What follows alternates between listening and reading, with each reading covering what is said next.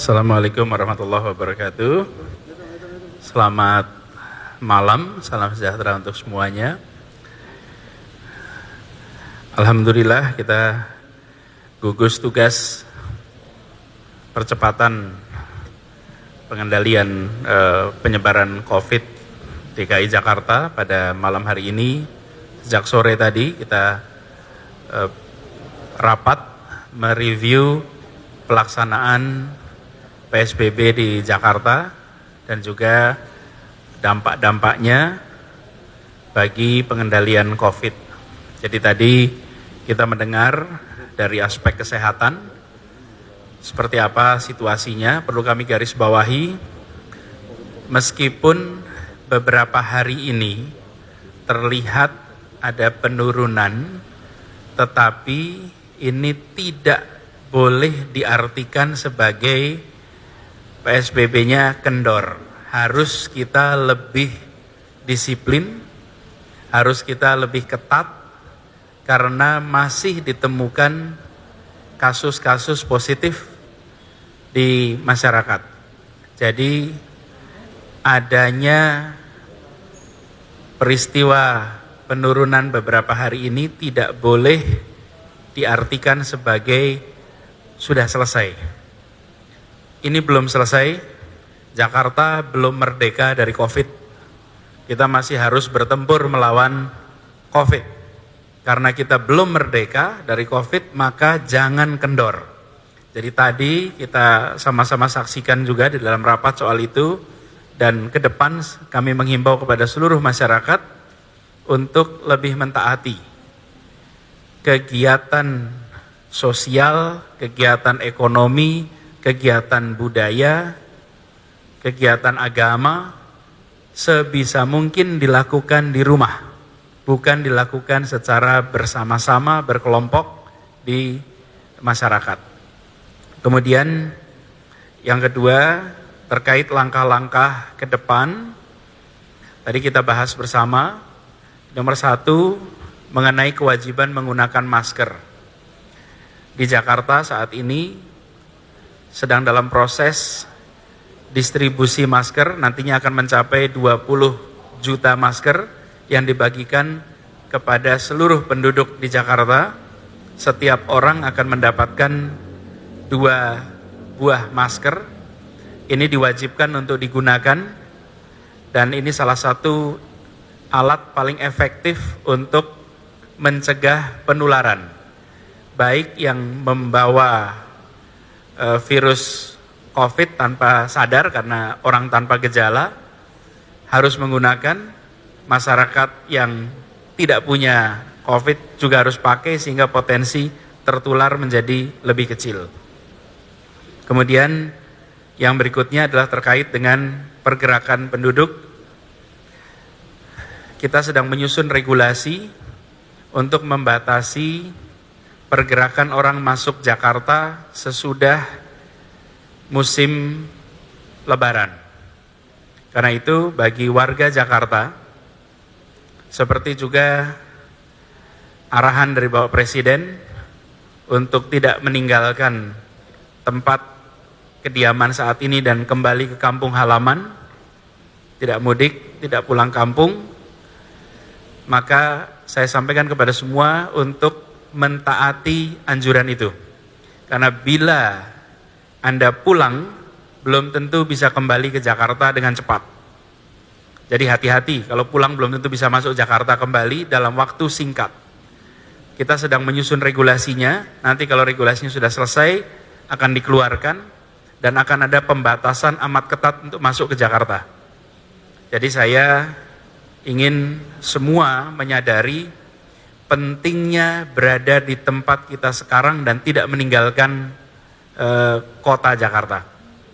Ini saya rasa termasuk Jabodetabek juga. Lalu yang berikutnya terkait dengan bantuan sosial. Saat ini di Jakarta sedang ada proses distribusi bantuan sosial dari pemerintah, bantuan presiden yang dikelola oleh Kementerian Sosial.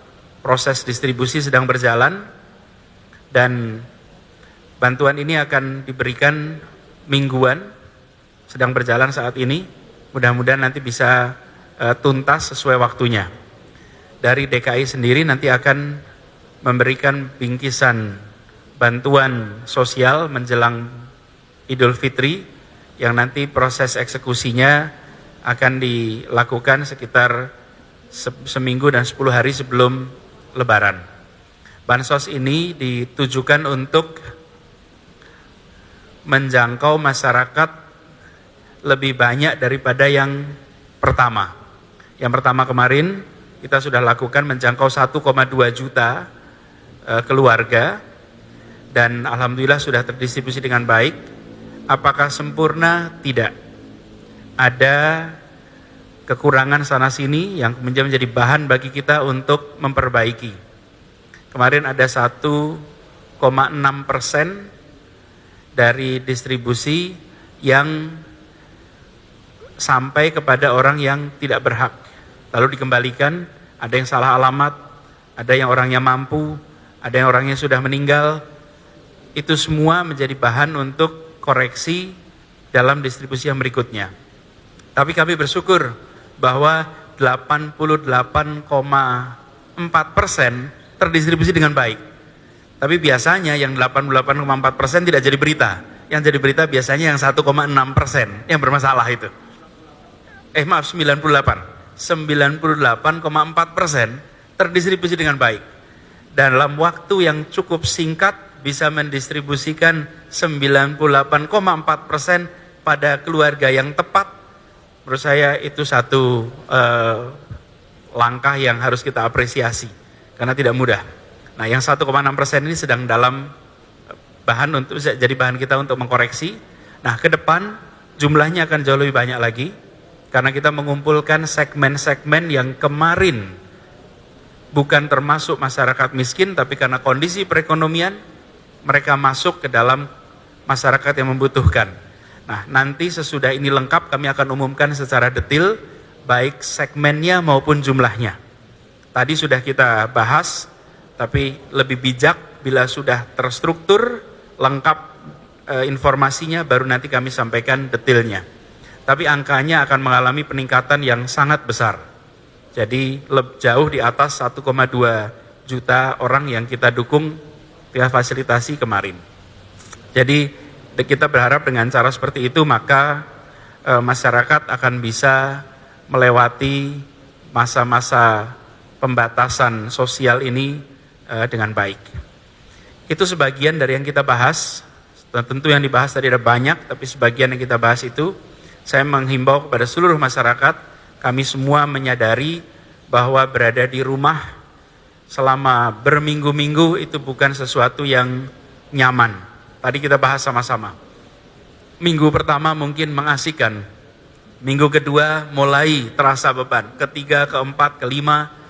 Nah, kami mengharap pada semuanya bahwa ini dilakukan semata-mata untuk melindungi dari penularan.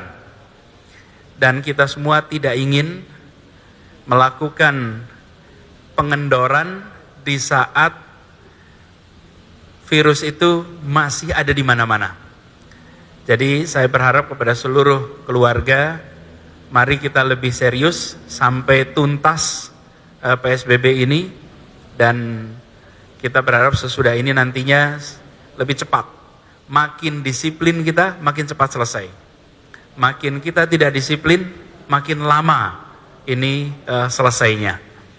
Jadi bersabar, tentu bukan hal yang mudah, kami sangat menyadari sekali. Tapi bila ini kita tidak lakukan, maka potensi masalah menjadi lebih besar. Saat ini kita menyaksikan akibat pembatasan itu begitu banyak orang yang kesulitan secara ekonomi, pekerjaan yang hilang, mata pencaharian yang hilang. Insya Allah mata pencaharian yang hilang itu nanti bisa kita cari gantinya. Insya Allah kita bisa mendapatkan gantinya. Tapi bila terjadi penularan, harus dirawat di rumah sakit, bahkan sebagian meninggal, belum ada subsidi yang bisa menggantikan itu. Kalau mata pencaharian hilang, kita bisa siapkan bantuan sosial. Tapi bila sakit sampai meninggal, tidak ada pengganti yang kita bisa lakukan.